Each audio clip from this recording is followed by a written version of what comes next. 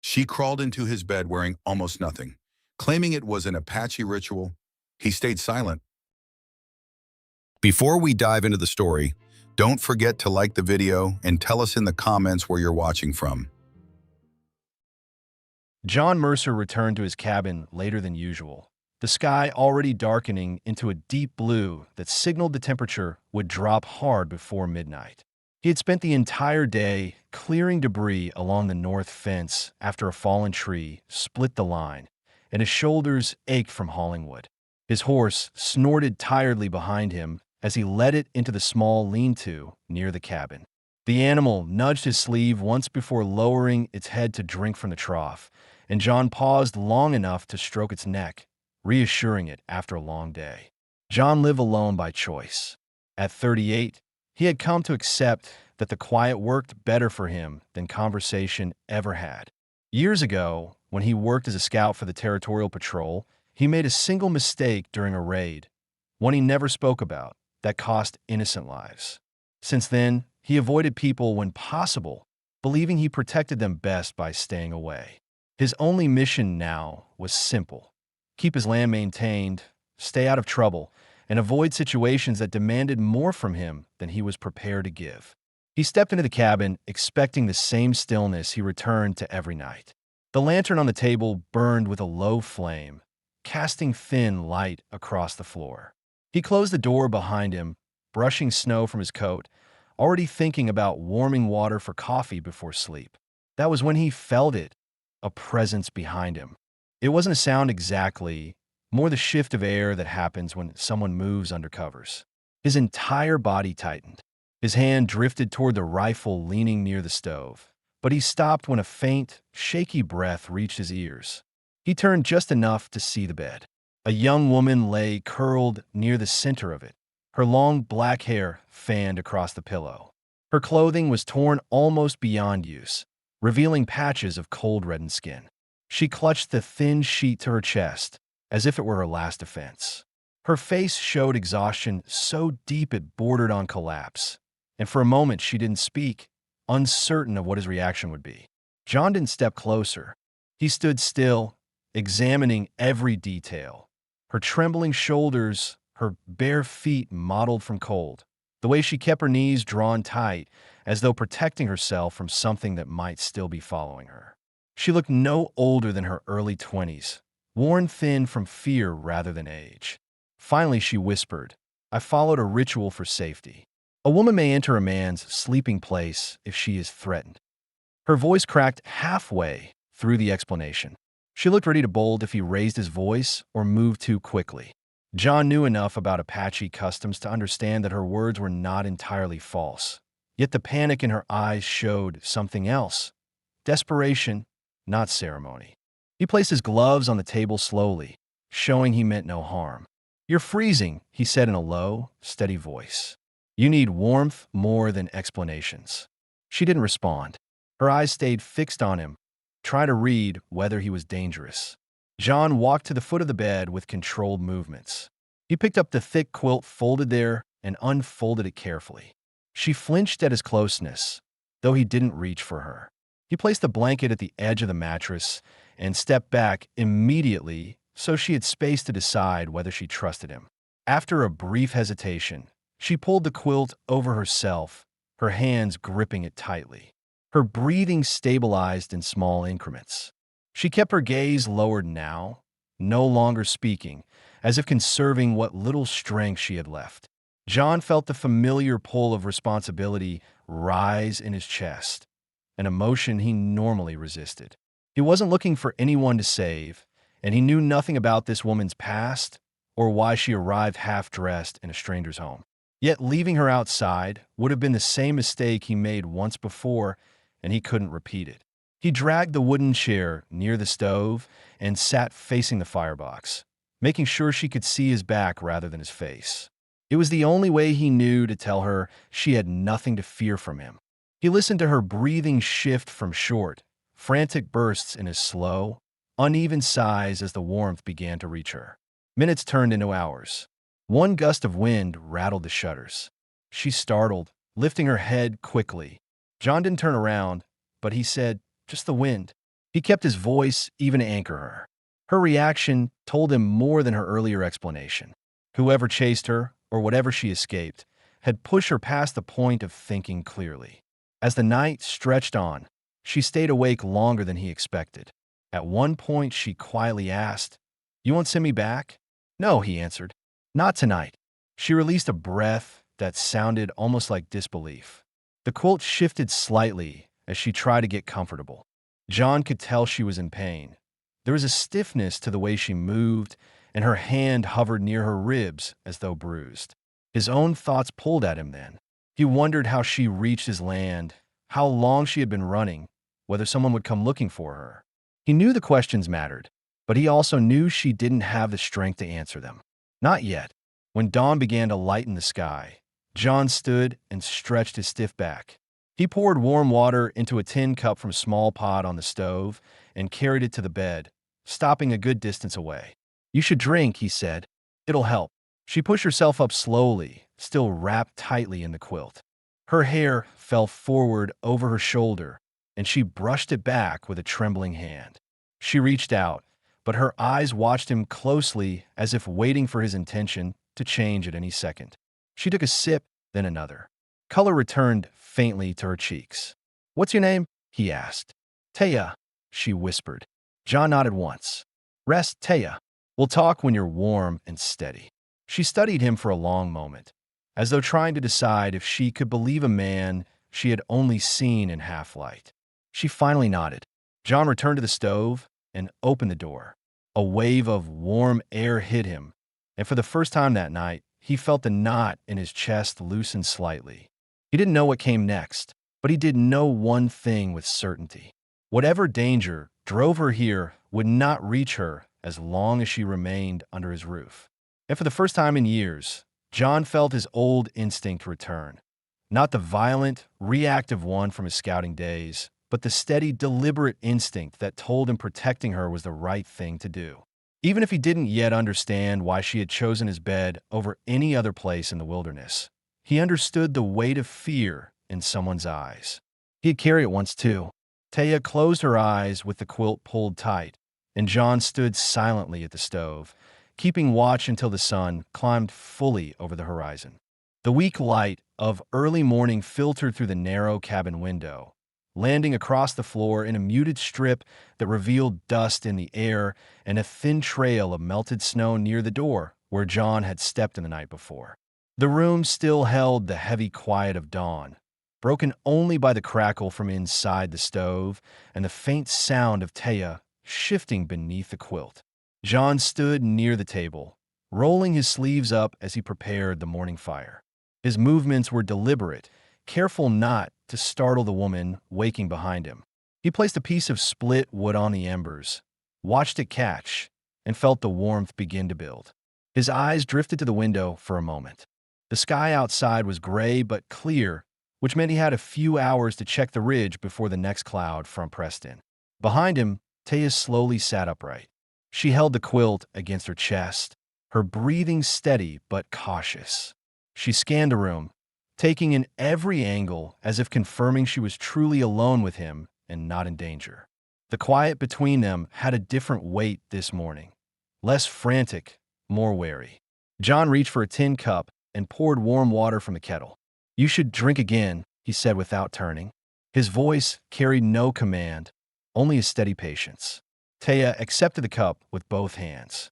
Her fingers wrapped tightly around it, and the steam fogged the air between them. She didn't sip immediately. She studied the floorboards, the stove, the coat hanging near the door, anything that explained where she was. "Did you sleep at all?" he asked. "A little," she answered, her tone soft but clearer than the night before. "The wind made it hard." John nodded. "Storms passed. You'll feel warmer soon." She set the cup down on the table and pulled the quilt around her shoulders more securely. She looked healthier in the morning light, still exhausted, but not on the edge of collapse. Her hair fell loosely around her face, and she tucked a strand behind her ear with a steadying breath. "You didn't ask why I came here," she said. "You weren't ready to say," he replied, tying the stove latch. Taya looked toward the door, her expression tightening. I left people who won't be pleased to lose me. Are they close? John asked, not with alarm, but with the calm precision of a man who had learned to think ahead. I don't know, she admitted. I ran until I couldn't feel my legs. He noticed the slight tremor in her hands. She wasn't just cold. She was recounting something she wanted to forget. John didn't press her. He knew the signs of someone pushed past endurance. He also knew that what she didn't say mattered more than what she had spoken. A woman didn't flee half-dressed in freezing weather unless she was desperate. He stepped toward the shelves and retrieved a folded shirt, one of his old ones, worn from years of use but clean. It's not much, he said, placing it on the edge of the bed, but it will help until we fix something better. Taya hesitated. Accepting clothing from a man could mean many things in her world. But John's eyes stayed steady, giving no indication of expectation.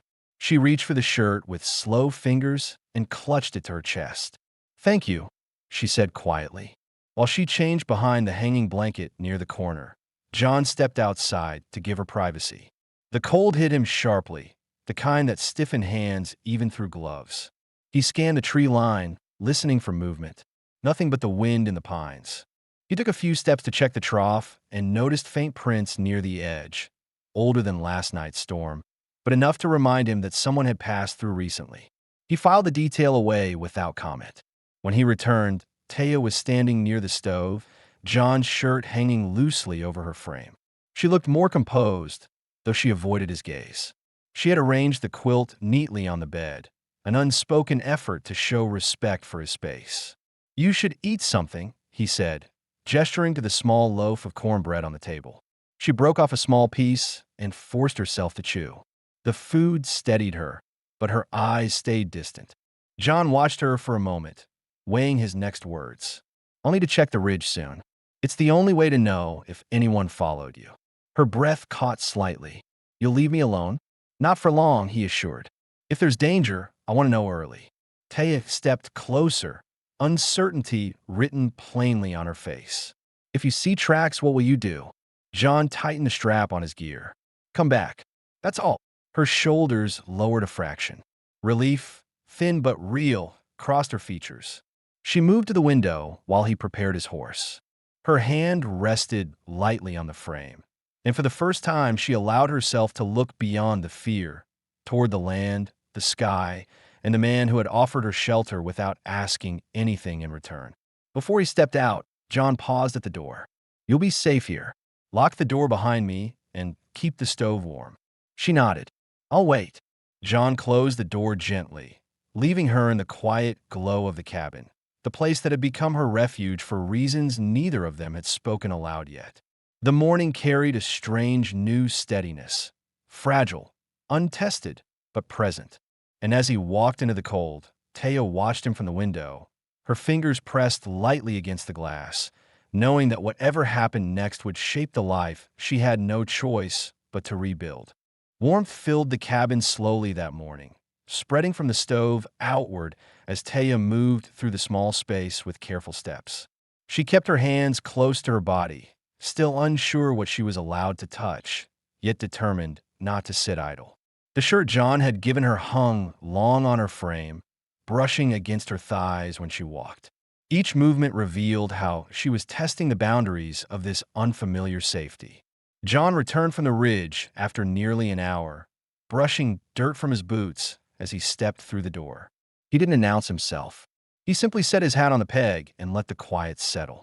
Taya looked up from the floor where she'd been arranging the few tools she had found scattered near the trunk. She straightened immediately, worried she had overstepped. You can leave those, John said, placing his gloves on the table. I'll sort them later. I wanted to make the space tidy, she replied, her voice steady but cautious. It's fine, he answered, with no irritation, only simple acknowledgement. Do whatever helps you feel settled. The permission surprised her. She nodded, keeping her gaze low. John removed his coat and stepped toward the basin, splashing cold water over his hands and face. The sting of it sharpened his thoughts. He had seen faint signs along the ridge, broken brush, shallow impressions in the dirt, but nothing fresh enough to mean immediate danger. Still, the knowledge stayed with him, a quiet reminder that someone could return. Behind him, Taya moved to the stove and stirred the pot she had placed there earlier. She had used leftover beans and dried vegetables she found in a small sack, creating something simple but warm. When she ladled a portion into two bowls, she waited, unsure where he preferred to sit. John pulled out his usual chair and sat with a faint stiffness in his back. "You can take the other." Taya joined him, sitting with straight posture, her eyes lifting only to gauge whether he approved of her cooking. He took a spoonful without saying anything at first. Then he swallowed, wiped his mouth with his thumb, and nodded. "It's good." The brief praise loosened the tension in her shoulders. She took her first bite slowly, careful not to eat too quickly despite how hungry she felt. Silence filled the table, but it wasn't pressing. It was a quiet space where both tried to understand each other without asking direct questions. After the meal, she carried the bowls to the basin and washed them with efficient, practiced motions. John retrieved a cracked hatchet from the corner and sat near the door to repair its handle. The rhythm of their tasks created a kind of unspoken pattern, two people working separately but inside the same steady rhythm. Taya watched him occasionally from the corner of her eye. She noted the way his hands moved, firm but controlled. He worked with a focus that suggested he preferred tasks over talk. His silence didn't feel dismissive. It felt like something he used to keep his thoughts from drifting into places he didn't want to revisit. When he noticed her watching, he paused. "If you need something, say so." "I was wondering how long you've lived alone," she said carefully. 8 years, he answered. "Long enough to get used to it." "Do you want to stay alone?" she asked, immediately regretting the boldness of the question. John tightened the clamp on the handle before replying. "It was simpler that way, but simple isn't always best." She absorbed that quietly. It wasn't a confession, but it told her more than she expected him to reveal. Later, she approached him with a torn strap from the bundle of her belongings. "Can you fix this?" she asked. He examined the leather, nodding once. "I'll do it this afternoon." "Thank you." Her gratitude startled him more than he let show. He had spent so many years interacting with people only in brief exchanges, trades, passing conversations, supply trips, that hearing appreciation spoken with genuine relief stirred something he hadn't felt in years. Outside, the wind had died, leaving the land unervingly still. John stepped out to check the horse while Taya swept the floor with a branch broom she fashioned from dried sticks. She worked methodically, grounding herself in the simple routine. John returned to see her kneeling beside the bed, folding the quilt neatly. He cleared his throat to announce his presence. "You don't have to clean everything." "I need to do something," she replied. "If I stay still, my thoughts become loud." He understood that more than he wanted to admit. He set the repaired strap on the table. "This will hold." She examined it, touching the stitching with cautious fingers. "It looks new. It'll last," he said. As afternoon light filtered through the window, they settled into small tasks again. John sharpening tools on a flat stone, while Taya arranged basic ingredients on the shelf, preparing for the next meal. She hummed quietly to herself, a soft sound she quickly stopped when she realized he could hear. "You can keep doing that," he said without looking up. "Doesn't bother me." Her expression softened.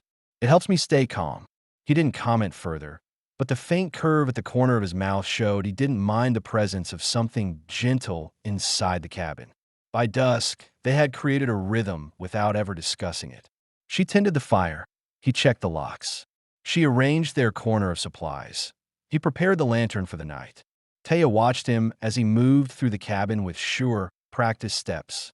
She didn't know what tomorrow would bring or whether danger still followed her, but she recognized something solid in the man across the room, a steadiness she had never known in any place she'd lived. And as he set his tools aside and glanced toward the window, she felt, for the first time in months, that her future might not be decided by fear alone. The evening ended without ceremony, but something quiet had shifted in the space they shared.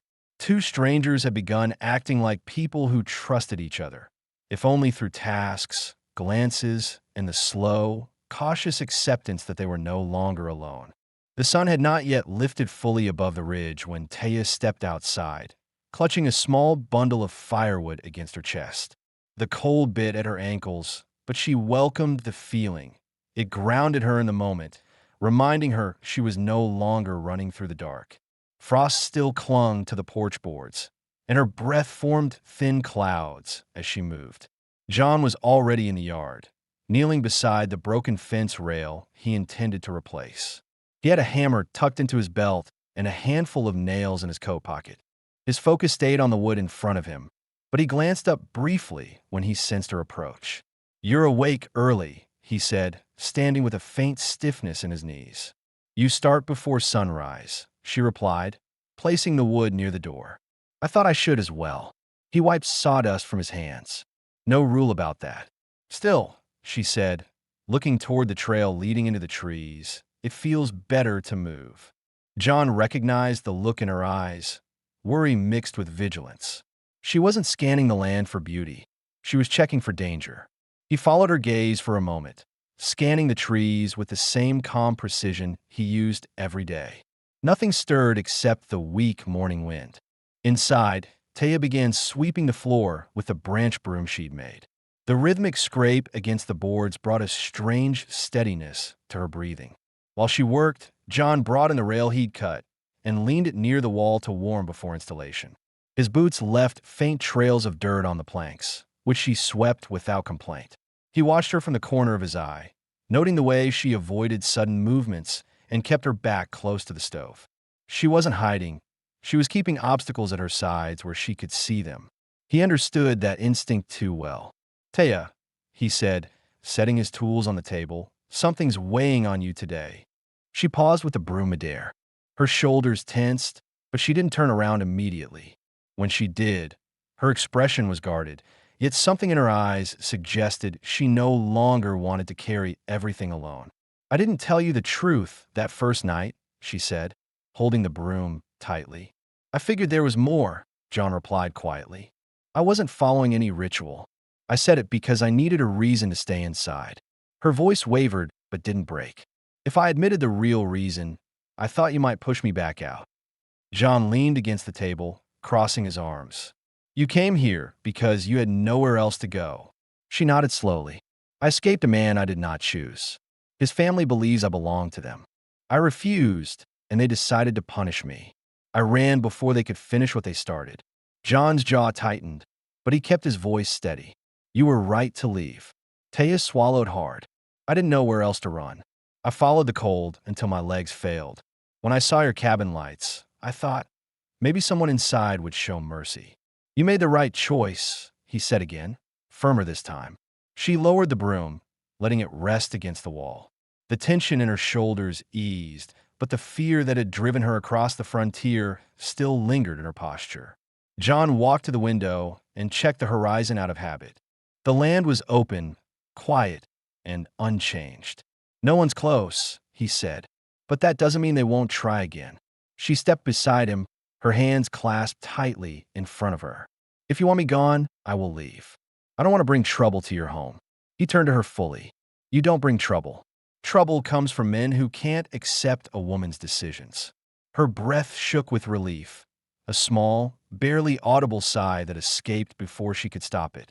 Her shoulders lowered as if she had finally released a weight she had carried since crossing the tree line the night she arrived. After a moment of silence, she whispered, "I don't know how to repay you." "You don't owe me anything," John answered. "Just keep yourself warm and eat." "That's enough." She nodded.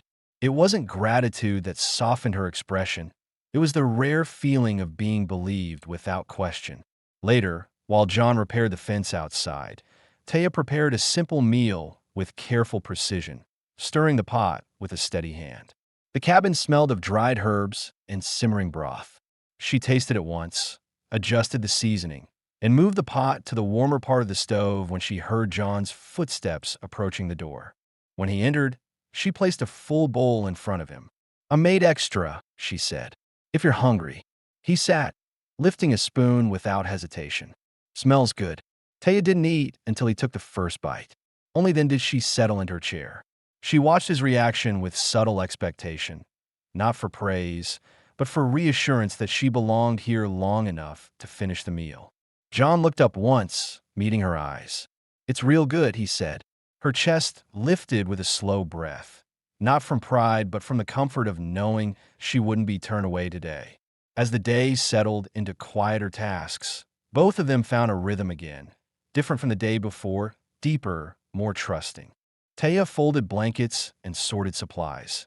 John stacked new firewood and checked the outer trail. Neither spoke much, yet something important had shifted. She had offered her truth, and he had accepted it without hesitation, anchoring a fragile foundation neither of them had expected to build. The following morning carried a sharper cold, the kind that stiffened the ground and left a thin crust of frost across every surface. John stepped outside first, pulling his coat tight as he headed toward the woodpile. The sky was pale and still, offering no sign of snow, yet the air felt heavy enough to promise a change. He split several logs with steady swings, the repetitive motion clearing his thoughts. Inside the cabin, Taya folded the blanket she had slept under and placed it neatly at the foot of the bed. She moved with more confidence than the day before, no longer flinching at every creak of the floorboards. She approached the stove and fed it new wood, watching the flames rise with a quiet steadiness. The warmth soothed her hands, easing a soreness she had carried for days. When John returned, he brushed frost from his sleeves and noticed how she stood tall, near the stove rather than tucked into a corner. He nodded once, acknowledging the small change. She offered him a faint smile, careful but genuine. "You were gone longer than usual," she said. "Check the fence line," he replied, setting the logs in the storage box. Wind knocked a section loose. "Did you fix it?" "For now. I'll reinforce it later." Her eyes lingered on his hands, red from the cold, marked by work, yet steady. She recognized the kind of endurance that came from long seasons alone. After a moment, she reached for the kettle. "I warmed water. You should drink before it cools." John accepted the cup without comment. The heat spread through his fingers, grounding him in the present. He watched her move around the small table, organizing supplies and adjusting the pot she had set to boil. There was no hesitation in her gestures today. She behaved like someone who trusted her surroundings enough to touch things without fear. While she worked, he noticed a faint bruise near her ribs as the shirt shifted when she stretched to reach a jar on the shelf. Her breath hitched briefly, and she placed a hand over the tender spot. John set the cup down, his gaze sharpening. "You're hurting," he said. "It's fading," she murmured, lowering her arm. "It happened when I ran. You should rest when it aches." "I can rest later," she replied. "I need to be useful now." John studied her face, firm jaw, steady eyes, a hint of stubborn pride. He recognized someone who would rather work through pain than sit with her thoughts. He didn't press further. They ate a simple breakfast in silence, each bite measured. The quiet wasn't strained. It felt like a shared pause before the day settled into motion. When the dishes were washed, Taya stepped outside with him. She wrapped her arms around herself, watching a flock of dark birds circle over the valley before drifting away. "This place is quiet," she said softly. "Different from anywhere I've lived." John adjusted the saddle straps on his horse. "Quiet helps. For you?" "For most people," he replied. "Noise makes decisions harder." She looked at him, then truly looked, seeing not just a rancher, but a man who had built his life around order, careful choices, and routines that gave him control over the past he never spoke about. Taya moved closer, her steps slow. "You don't ask many questions. You answer when you're ready," he said, tightening the final strap. A breath escaped her, steady, relieved. It was the first time she allowed herself to simply stand beside him without holding her arms tight or glancing over her shoulder. Later, she positioned herself beside the trough, cleaning old buckets with a rag she dampened in fresh water. John repaired the railing nearby, glancing at her periodically. She caught him once, and he didn't look away. A brief exchange passed between them, quiet understanding, not embarrassment. When she finished, she walked back toward the cabin, passing him with slow steps. "If you ever need help with work outside, you can tell me," she said. "You already help," he answered, lifting the last board into place. "I mean real help," she added, stopping a few feet away. I've carried more weight than people think." John gave her a long, considering look. "All right," he said. "I'll remember that." The afternoon settled into a pattern neither had agreed upon, but both accepted. She prepared stew, chopping dried meat into small pieces while humming softly under her breath. John cleaned tools by the door, checking each handle for cracks. The domestic rhythm felt oddly natural. For him, a rare sense of comfort. For her, a rare sense of belonging. As dusk crept in, Taya stepped outside one last time. She wrapped a shawl around her shoulders and stared at the ridge. Shadows stretched across the land, sharp and unmoving. John joined her on the porch, standing beside her without speaking. "Do you think they'll come for me?" she asked, keeping her eyes on the horizon. "Not today," he answered. "I'd see signs. And tomorrow? We'll face it when tomorrow comes." The directness of his tone steadied her. He wasn't making promises he couldn't keep. He wasn't claiming he could fend off every threat. He was simply stating that he would be there when danger appeared. She nodded slowly. "It's strange to feel safe." "You're allowed to," he replied. They lingered there until the last light faded. Then Taya stepped back inside, and John followed, closing the door gently behind them both.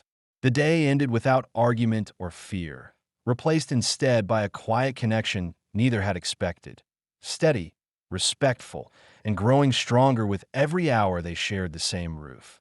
John woke before the first trace of daylight, his instincts nudging him out of bed with the same quiet urgency that had guided him through years of scouting. He sat up slowly, careful not to disturb the stillness of the cabin. Taya slept on the opposite side of the room, curled beneath a blanket, her breathing steady. The faint glow from the stove cast a soft line of light along her cheek, showing a calmness he hadn't seen on her face until recently. He stood, pulled on his boots, and reached for his coat. He didn't announce his departure. He rarely spoke at this hour. Before stepping out, he paused long enough to glance at her one more time. She looked peaceful, and that alone gave him enough reason to be cautious today. Outside, the air carried a brittle chill. Frost cracked beneath his feet as he crossed the yard, heading toward the horse standing quietly near the trough. He saddled the animal with practiced efficiency and mounted, steering it toward the narrow trail leading up the ridge. The horizon was still dark, with a faint ribbon of silver suggesting dawn on its way. Taya woke to the sound of the door latch falling back into place. She sat up abruptly, briefly disoriented before remembering where she was. Pulling the blanket around her shoulders, she moved toward the stove, feeding it more wood until the flames regained strength. The warmth steadied her nerves, but her eyes kept drifting to the window. She waited, listening, unsure when he would return. John rode slowly along the rising slope, scanning the ground for disturbances. Each indentation in the earth mattered. A broken twig, a displaced stone, the imprint of a boot. He dismounted at a narrow bend where the soil was soft from yesterday's frost, crouching to examine the tracks more closely. There were marks he didn't like. Not new, but not old enough to ignore. The prints suggested two riders, light horses, moving parallel to his property but circling wider than typical travelers. He brushed dirt between his fingers, gauging how long ago the tracks had been made. A day, maybe less, he muttered under his breath. His thoughts shifted immediately to Taya. She had been honest about being pursued, but the men following her weren't fools. If they tracked her well enough, they might trace her direction, maybe not to the cabin yet, but close enough to test the surroundings. John stood, tightening the reins. He didn't let fear drive him. Instead, a measured sense of responsibility settled into his posture. He had taken her in, whether he intended it or not. Her safety now rested in his decisions. Back at the cabin, Taya prepared a pot of hot water and laid out the shirt she had washed earlier. She moved through the space with an anxious rhythm, wiping surfaces, checking the door, adjusting her hair. Each task was smaller than the fear inside her, but finishing them gave her a sense of control. Her mind churned with questions she didn't want to voice. With the men, she fled close. Had John seen anything? Would he tell her if he had? She pressed her palm to her chest, feeling her breath steady out of sheer determination. Whatever happened, she wasn't the helpless woman who had collapsed in his bed days ago. She could stand now. She could think. She could choose. The sound of hooves approached thin, slow, measured. She hurried to the window, tension locking her jaw. Her breath eased when she recognized John's silhouette approaching through the cold morning light. He dismounted and tied the horse loosely near the gate before stepping inside. His face carried no alarm, but she sensed a shift in him, a readiness, a focus sharper than usual. "You went to the ridge," she said, reading him carefully. "I did," he replied, removing his gloves. "Saw some tracks." Her fingers tightened around the edge of the table. "Fresh." "Fresh enough," he said. "Two riders. They weren't heading straight here, but they're on the right line." Fear flickered across her features, but she pressed it down quickly. "They're searching. Looks that way." She took a step toward him, then stopped, unsure how close she was allowed to stand when speaking about something so personal. "If they come, you don't have to. I know what I'm doing," John interrupted gently. "And I wouldn't tell you to leave even if I didn't." She blinked, absorbing the weight of his certainty. John continued, setting his hat on the peg. "I'll keep checking the ridge and the south trail tomorrow. We'll stay aware." "Wait," she asked, surprised he included her. "You're part of this now," he said. The simple statement hit her harder than she expected.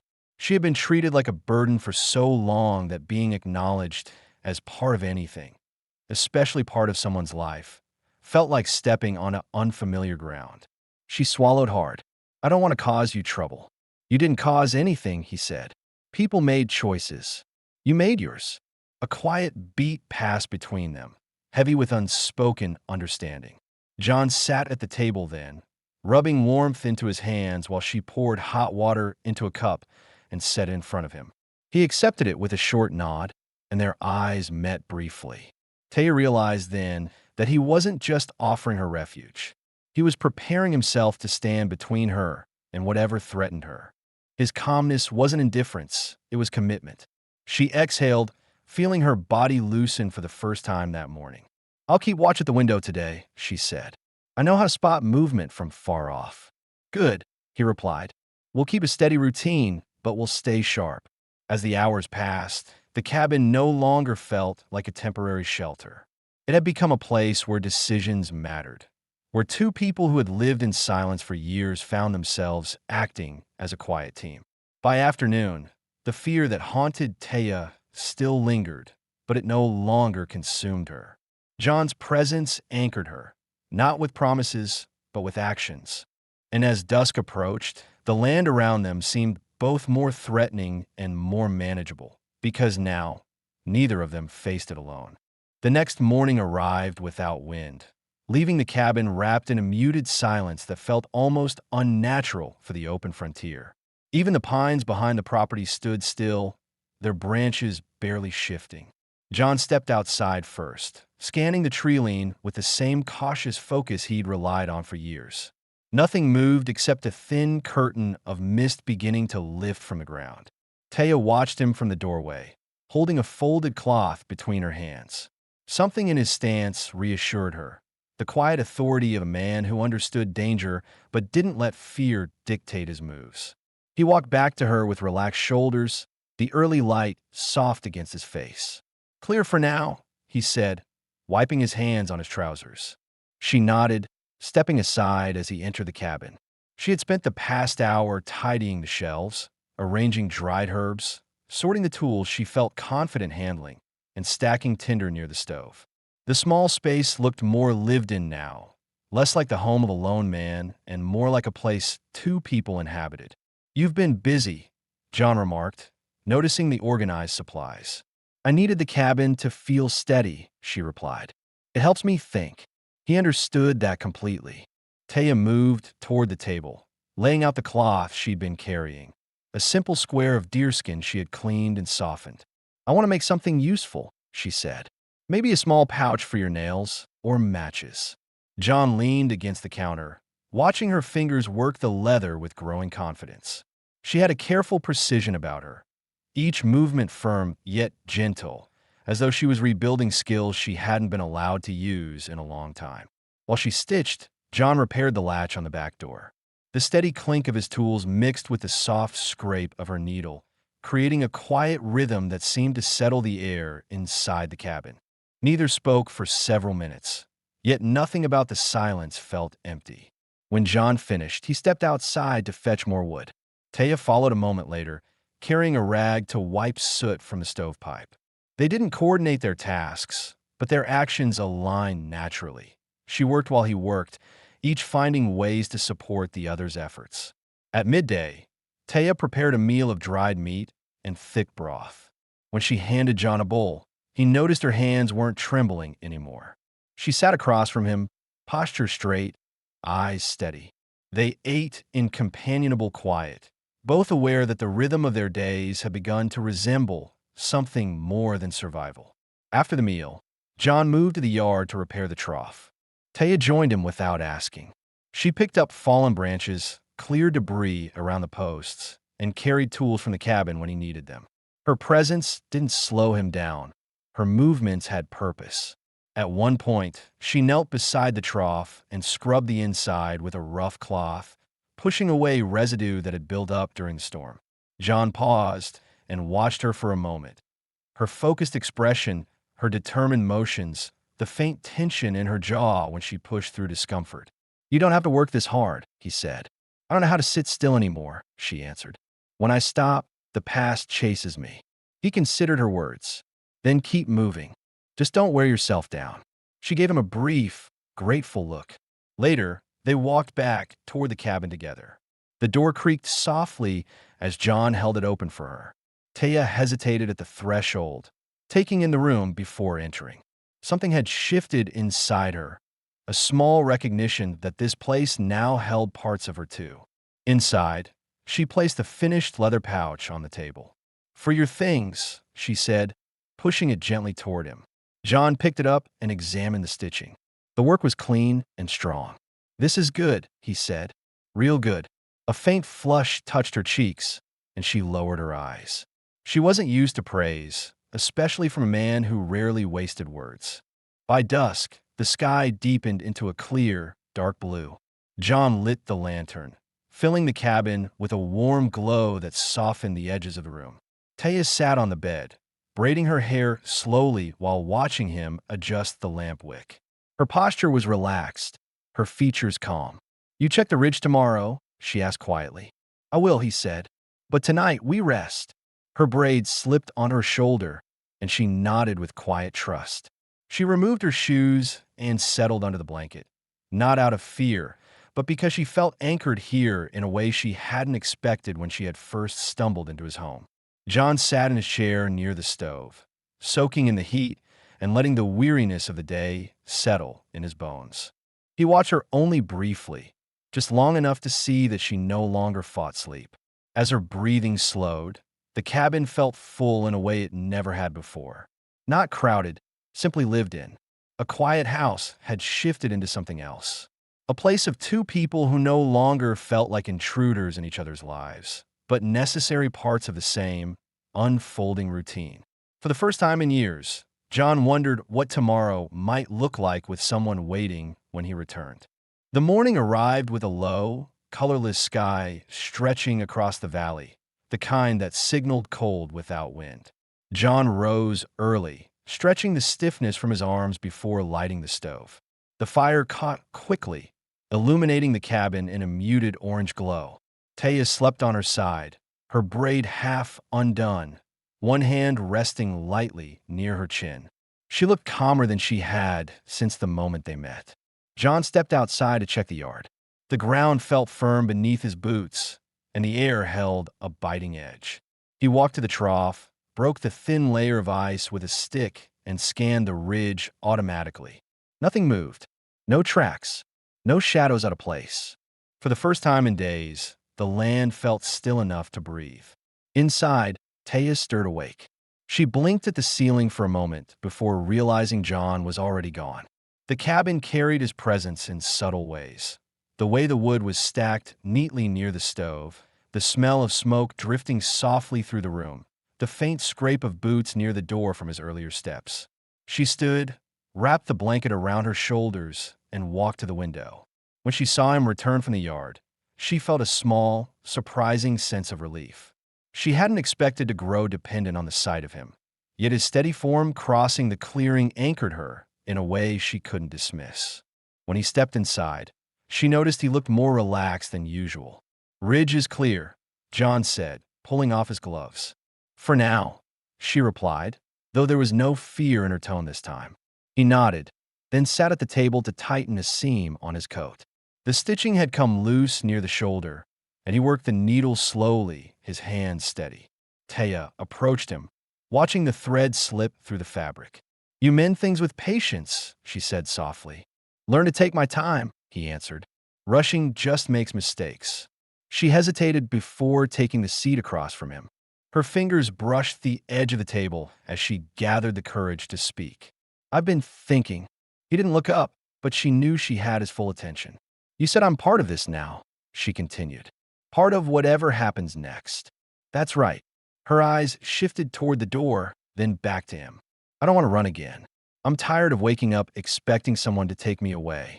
"You're safe here," John said firmly. "No one comes through this land without me knowing." She nodded, but a deeper question pressed at her ribs. "John, if I stay here, not just for a few days, but for good, would that trouble you?" He set the coat aside and leaned forward slightly. His expression didn't shift dramatically, but something softened behind his eyes. "Why are you asking that?" "Because I don't want shelter only," she said. "I want a place where I can stand without fear. A place that feels like mine too." She paused. "And I don't want to feel like a burden you took in out of duty." "You're not a burden," he said without hesitation. "You never were." The firmness in his voice made her chest tighten. She hadn't expected him to speak with such certainty. Taya rose from the table, walked slowly to the bed, and picked up the small leather tie she had finished the night before. She approached him again, stopping close enough that he could feel the warmth radiating from her. She held out the tie.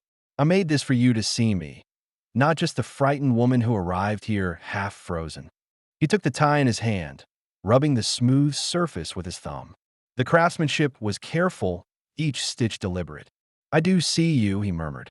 She looked directly at him now. "Then let me stay." John didn't answer immediately. He exhaled, long and controlled, as if acknowledging the weight of her request. He had lived alone for so many years that letting someone into his home and into his daily routines was no small step. But everything she had shown him since her arrival, the steadiness, the effort, the quiet loyalty, had already begun shaping the cabin into something different. "Stay," he said finally. "If that's what you want, then stay." She didn't smile, not fully. Instead, she released a breath that trembled with relief.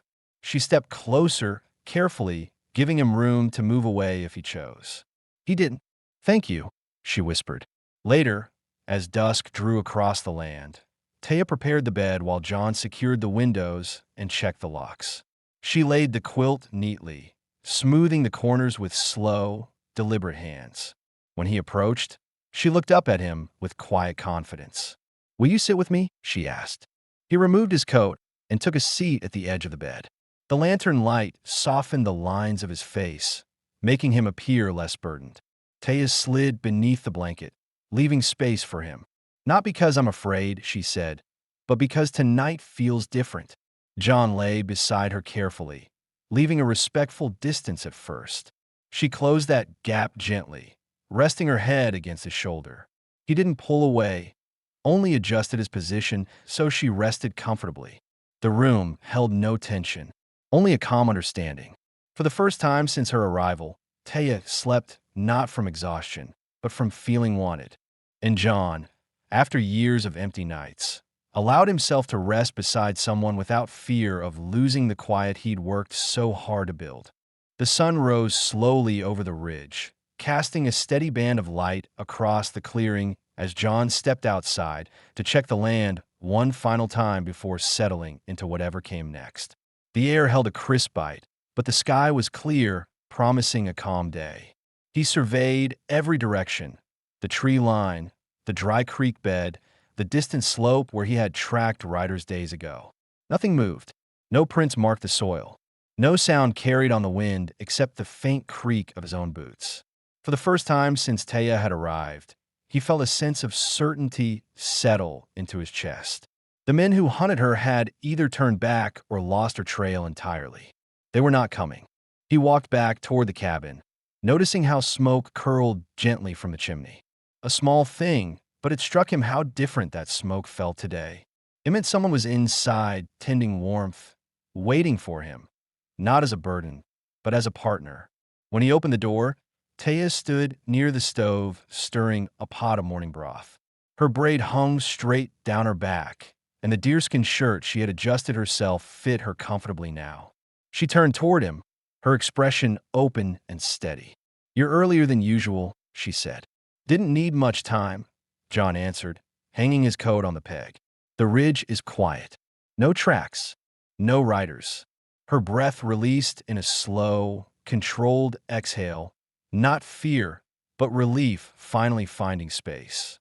"So it's over?" she asked, voice soft but firm. "As far as I can tell," he said. "We're safe." The word we lingered in the air. She noticed it, and her gaze softened in a way that felt like a new beginning rather than a fragile moment. Taya moved toward the table, placing 2 bowls down and filling them. She wasn't tentative in her motions anymore. Her steps carried a confidence that had grown naturally from the days they spent working, eating, and breathing the same air. John sat across from her, and for the first time, they ate without silence weighed by uncertainty. Instead, their quiet felt comfortable, shared, steady, familiar. Taya glanced toward the window and then toward him. "What happens now?" she asked, not with anxiety, but with genuine curiosity. John considered her question carefully. "We build a life here," he said. "Together, if you want that." She didn't answer immediately. Instead, she stood, walked toward the small wooden shelf she'd organized days earlier, and retrieved the leather tie she had made for him.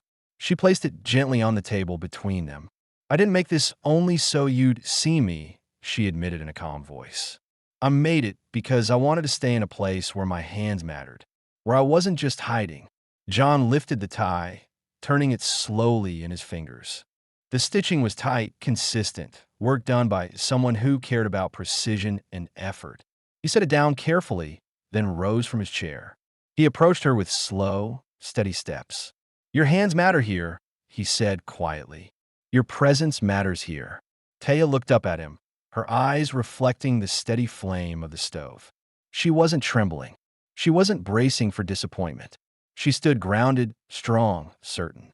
"Then I want to stay," she said. "I choose this. I choose you. Not because I need safety now, but because I feel whole in this place." John let the words settle deeply before responding. "I want you here," he said. "Not out of obligation. Not out of rescue. Because this house feels alive with you in it." A quiet warmth spread between them, subtle, real, and entirely theirs. Later that afternoon, they worked outside together, reinforcing the fence line not out of fear, but practical preparation for the season. Taya handed John tools as he hammered new rails into place. Their movements fell into perfect alignment, an unspoken partnership built through days of shared labor and mutual respect. When the sun dipped low, lighting the valley in soft amber, they stood on the porch looking over the land. Taya's shawl brushed lightly against John's arm, and instead of stepping away, she moved closer. "It's peaceful here," she said. "It will stay that way," John replied, shifting just enough so their shoulders touched. That evening, as lantern light filled the cabin, Taya folded her blanket across the foot of the bed, no longer uncertain about her place. John extinguished the lantern and lay beside her, settling in as naturally as if he had been doing it for years. She rested her head on his chest, listening to the slow rhythm of his breathing. For the first time in a long time, she didn't feel the urge to keep one eye open while she slept. She trusted the walls around her. She trusted the man beside her even more. "We're home now," she whispered into the dark. "Yes," John said softly. "We are." The room settled into stillness, steady, warm, complete. 2 lives that once moved alone now shaped a shared world, built not through grand words or forced vows, but through the quiet certainty of choosing to stay. And in that simple, grounded truth, their story found its lasting peace.